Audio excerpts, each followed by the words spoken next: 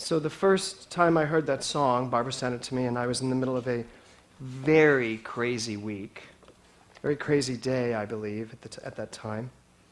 And the song was almost like confrontational to me. I listened to it and I was like, oh my God, did Barbara send this to me because she's like living in my head? I know, sometimes, yeah. But it did bring tears to my eyes. And then I looked it up because she sent me the video. And I looked on YouTube and there was the video. I listened to the song and then I put it on the YouTube version and it was so beautiful. And this man was so beautiful singing it, the man who wrote it. And it was all about nature. And it was about living in a world that was so clean. And it was about babies. And it was about new life. And it was about friends, and you just saw that everybody in the party, in the weekend that they took in the woods to do this video, was so in touch with their joy. And it was about simplifying life down to its essence. As Thomas Troward says, we are not here to make a big imprint and a big impression on the world. We are not here to progress life. Life does that. We are here to enjoy life, to be in the energy of joy, so that as we step into joy, everything around me expands. And whatever that means to you, because it's going to mean something different to all of us. So this month we're talking about the rhythm of life. Rhythm, the definition is a strong, regular, repeated pattern or movement of sound. You remember last week, our three guest stars that came up and danced and showed us their rhythms. And that sometimes we get caught up in other people's rhythms, and sometimes our rhythms aren't authentic. We can't find them. And so rhythm, a strong, regular, repeated pattern or movement of sound. You and I, we have strong, regular, repeated patterns in our lives. Do you know that? How many of you are very well aware of your patterns? How many of you are very well aware of your habitual way of using life? Right? How many of you would like to change some of those? Right? What are you waiting for? Seriously. I know. We know we want to change them. So change them, right? So the rhythms of our lives, I'd like to talk about one of them today. And you can see if you've ever had this rhythm. How many of you have ever had a rhythm of stress? Okay. So I'm going to talk a little bit about this rhythm of stress. Stress. Now, stress is caused by worry, doubt, fear, disappointment, uncertainty. What else? Give me some. Husbands.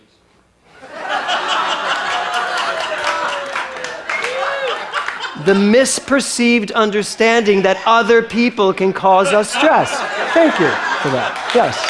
Right?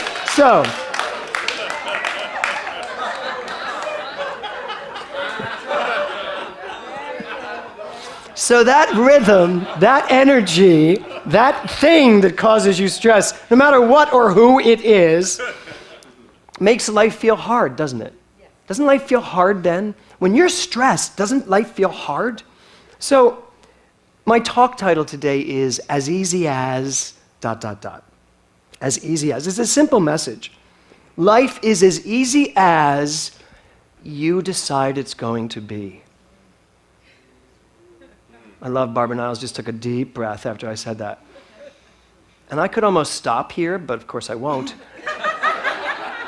But life is as easy as you decide it's going to be.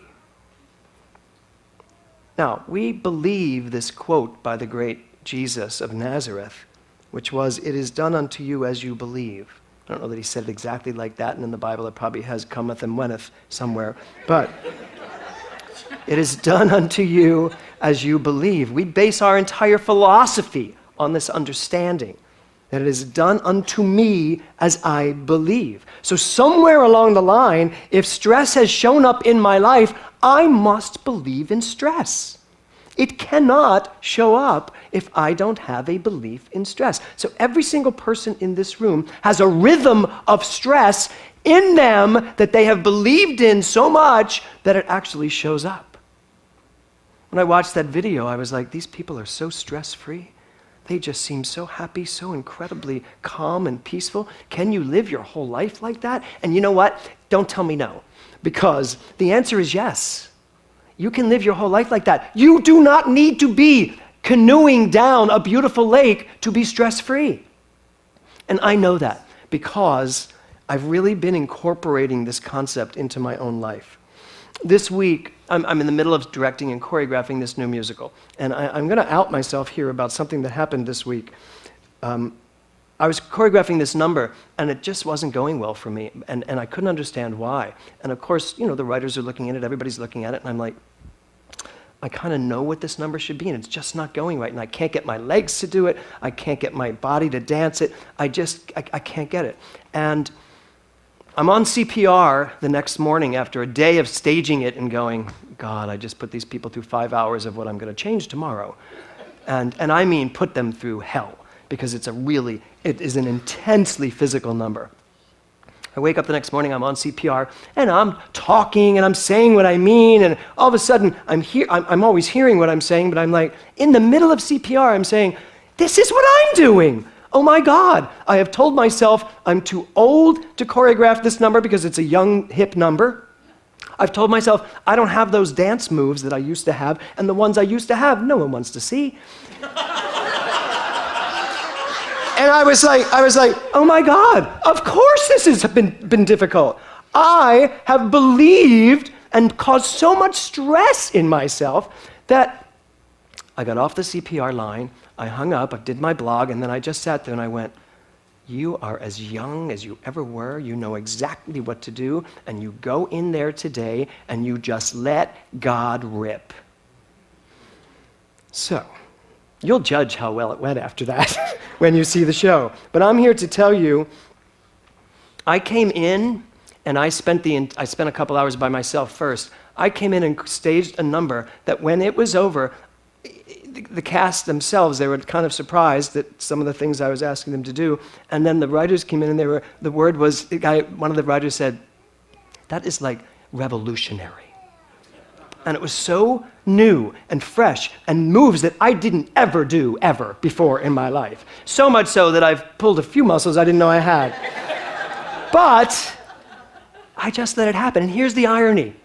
The stress of the day before fell into the understanding of who I am, which gave me a day that was so busy and fraught with energy and rhythm, no stress.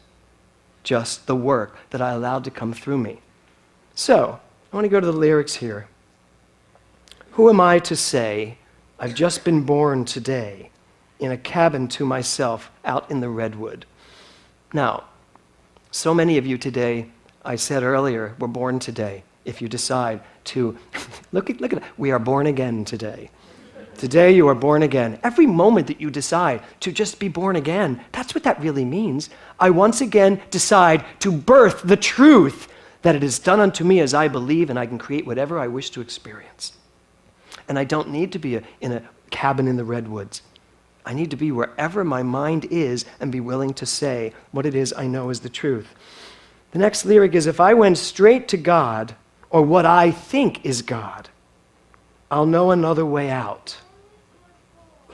If I would go straight to God, or what I know as God, I would know another way out. Meaning out, away from the stress, away from the craziness, away from whatever's holding me back from living life to the fullest. If I would go to God, but do you know what that means? All it means is if I would go to the truth in my mind that I know is the truth. And I know every single one of you, when I asked you to raise your hand, is there any kind of habitual behavior you'd like to get rid of? You raised your hand. But I also know if I ask this question, how many of you actually know the truth? Raise your hand. You do. Who thinks they don't know the truth? Nobody.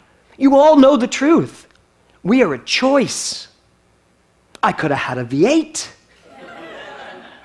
instead of this. I could have known the truth instead of this. So those are not idle lyrics this man has written, and I've researched him and I've listened to many of his other songs. He wrote a song about marriage equality that slayed me and just put me on the floor crying. The video was so beautiful. His lyrics are incredible, and they're not idle. They're the truth. And I want to read you Ralph Waldo Emerson in his essay on history. And I do this on CPR because for so many years I read it wrong. I kept saying, there is no great and no small to the soul that maketh all. That's not the quote. It's part of the quote, because there's a period after there is no great and no small. I know some of you have heard this. It's there is no great and no small, period, end of sentence. It's all God. The good, the bad, and the beautiful. It's all God. There is no great and no small. To the soul that maketh all, and where it cometh, all things are. And it cometh everywhere. And then he goes on to say, I am the owner of the sphere, of the 7 stars and the solar year, of Caesar's hand and Plato's brain, of Lord Christ's heart and Shakespeare's strain. That Emerson could certainly twirl a rhyme, couldn't he? But that's what is he saying there? He's saying, I own it all. I am the owner of it all. All. Do you get that? Everybody say that. All. I am the owner of it all. Once or twice, whatever. I am the owner of all of it. I am the owner of Shakespeare's brilliant prose because I am part of what Shakespeare is. I am the owner of this man's beautiful song, Simplify, because he wrote it from that place where I am, because I am part of the all. I am part of the oneness. You own all of it. There is nothing outside of the scope of what you are able to create. Even a young hip-hop dance number, even if you are about to approach 60. Not even approach, you're like tripping right over it. And I got to tell you, when I came in the next morning, I had this one of the dance moves encompassed throwing yourself to your knees, twirling around, getting back up, running over, jumping on this thing, dancing across it and jumping into the air. And because I just wasn't thinking, I decided I'd demonstrate it. And so I said, because I was teaching it, and he was like, well, where do you want? I said, let me just show you. And the piano's playing, and I went, boom, boom, boom, across it, jumped up, came down, and they all went, oh my God. This one guy said, I can't believe you're turning 60. I said, I can't believe I just did that. And I'm standing here today. I mean, there are a couple, I'm dressed, which is good, you can't see the bruises. But that's what Emerson is telling us. We have got to stop habitually thinking things that don't serve us. And let me tell you, age is one of them. For any one of you, right, Barbara? For any one of you in this audience that thinks they are old, unless you're dead, you're not old. You're living, right? So, we are the owners of life. Stop for a minute. Now, what this song really gets to me is stop for a minute. Wipe the progress from our eyes. Did anybody else take a breath when you heard that lyric? Wipe the progress from our eyes. We are so designed to think our lives are about growing and growing and growing and growing. And yet, how can you grow all? How can you grow the allness? You can't. How can you grow that which is unlimited? You can't. You can experience it. That's a very different thing. Stare at the setting sun that holds us here alive. Dream like we've never dreamed, for less, not more this time. I was talking to my friend Cheryl yesterday about retirement, which we both laughed at because neither one of us even understands that word or what it would possibly look like in our lives. And I think there's a lot of thought in our heads that we're going to work, and then we're going to retire and enjoy life. If any of you fall into that category, in the words of Bob Newhart, stop it. We must stop this concept. I don't know about you, but I don't expect to ever retire. If I actually lived my life thinking that someday I was going to retire and life would get easier, what am I telling myself? What am I subconsciously telling myself? It's going to be a bitch until then. Really? That's the name of that song, and I didn't even tell you the name of the song because I didn't want to use the word, but I've used it now, so there you go. It's going to be really stressful until then. Who wants to tell themselves that? Especially when we've been all learning what Thomas Troward said. Life is about enjoying life. That means enjoying all of life now. See that up there? Do it now. Enjoy it now. Live it now. Love it now. I love this lyric. Too many advertisements, advertising, mesmerizing us into that buy it now or never dream. Buy it now or never dream. One of the things we have really bought into the sales pitch that we must be a culture who has more. Do you ever feel that way? That you're really being literally mesmerized into believing that you need more to be happy? You need a bigger house. You need a better car. You need to go to better restaurants. You need boom, boom, boom. You need. And it is mesmerizing. Remember, this entire teaching started with Anton Mesmer, mesmerizing people into a subconscious acceptance of something. So I'm here to tell you, you don't need any more to be more happy. You just need to decide. As Raymond Charles Barker says, what they forget to tell us when they're teaching us that we need more, or maybe they just don't know, and I'm going to go with that. These people that keep saying you need more to be happy, they don't know, they already have it. We already have the more. There is nothing out there that's going to make me more happy. Because if it shows up, it had to be here first. And that's the conundrum, isn't it? We think it's out there, but if it's not here, we don't get it. We're not going to experience it. It's a good sales pitch to make us think that we're missing something. But here's the deal. The only thing we need to get more of is our true identity. The only thing you need more of is an acceptance of who you are. More understanding that I am God. Too many corporations, too many television stations, too many restaurants not serving what we need. I have a sign up in my office and it says, if you're not being fed, don't go there to eat. And I don't mean food. If you're not being fed in a relationship, if you're not being fed in a job, if you're not being fed with your family, if you're not being fed by your friends, if your friends take more energy from you than they give, don't go there to eat. Don't go there to participate. We're a choice. That's who we are. Our mission statement here is, do it now. The question I have for you today, something I'd like you to do now, and here's the question. What can you simplify in your life right now that would make you feel better? What can you simplify in your life right now that could make a change in your life? I'd like you all to take a deep breath. I'd like you to close your eyes for a moment.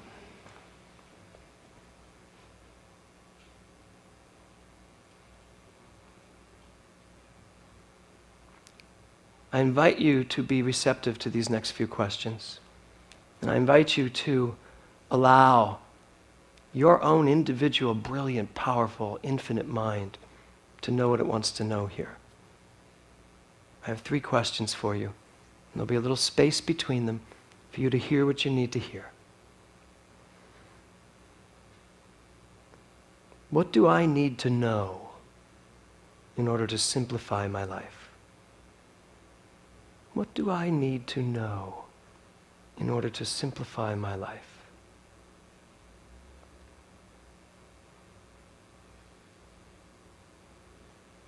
Next question. What would I need to release in order to simplify my life? What needs to be released from my life in order to allow it to simply be exactly what it is meant to be, and that is joyful? What do I need to release to simplify my life? And then finally, what do I need to do to simplify my life? What do I need to do to simplify my life? I invite you to take a deep breath and open your eyes when you're ready.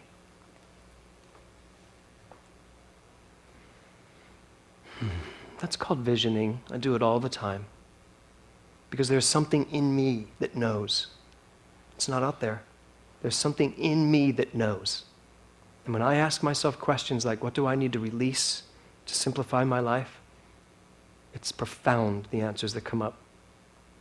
But what I asked you in your last question today was, what do you need to do? And what I'm going to ask you now is, are you willing to do what that in you knows to do? Are you ready to do what it is yours to do, what it will take in order to release what you need to release, to express what you need to express, and to be in the joy of your life? At all times. At all times. Are you ready and willing to do it? Henry David Thoreau said, as you simplify your life, the laws of the universe will be simpler for you. Solitude will not be solitude. Poverty will not be poverty, nor weakness be weakness. He then said, our life is frittered away by detail. Simplify, simplify, simplify. Hans Hofmann wrote, the ability to simplify means to eliminate the unnecessary so that the necessary may speak up.